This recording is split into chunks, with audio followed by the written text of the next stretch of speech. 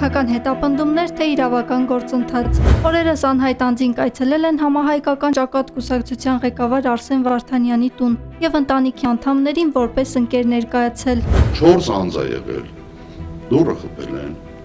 հարցրել է, ներսից հարցրել են ով եք։ Պատասխան Վարդան Արսենի ընկերները։ Դե դռների վրա կա անց, որով դիտում են։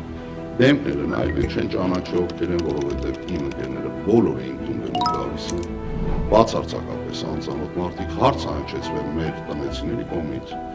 Դուք օրգանի աշխատող եք, ասել են ոչ։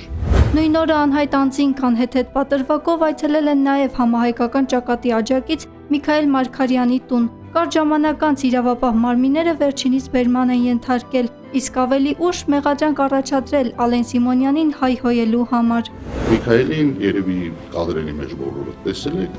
հաղթանդամ տղամարդ չէր, որ ասեմ 2 մետր 20 սանտիմ բոյում էր եւ մի 200 կիլոնոց քաշում էր, կարող է 30 հոգով նոր հազիվ իրանք արենային բերման ենթարկի։ Եթե իրավապահ մարմինները զանգեին Միքայելին, ասեին ներկայացի ես պահանջով, 100% Միքայելը գնալու էր ներկայանալ, պետք չէր այդ իրանց մասկի շոուն։ Ազգային ժողովի նախագահ Ալեն Սիմոնյանի պահվածքը նախապես ծրագրավորած սադրանք է համարում Արսեն Վարդանյանը։ Նրա խոսքով միջադեպի օրը իրենք անհետ կորածների հարազատների հետ ազգային ժողով էին գնացել падգամավորներին հարցեր ուղղելու նպատակով։ Դե տեսնում ազգային ժողովի նախագահին ասում է զրուցենք, ինքը ուղիղ եթերով էր։ Ասում է սրան տարեք արհամարական տոնով, ես կոյտ չունեմ զրուցելու, սրան տարեք։ Դե մենք սաղս մարդ ենք խոսալու ընթացքում կարող ասենք արա վախենում ես։ Այդ արա արտահայտությունից ազգային ժողովի նախագահան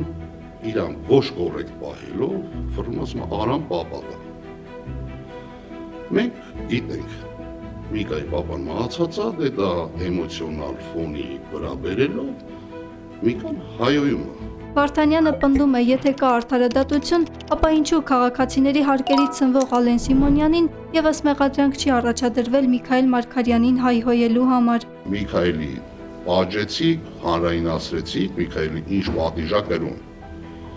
Հիմա ինձ հետաքրքիր է, ազգային ժողովի նախագահան ինչ պատիժակ էր։ Վարդանյանը վստահեցնում է, անկախ իրենց նկատմամբ իրականացվող բռնաճնշումներից շարունակելու են պայքարը։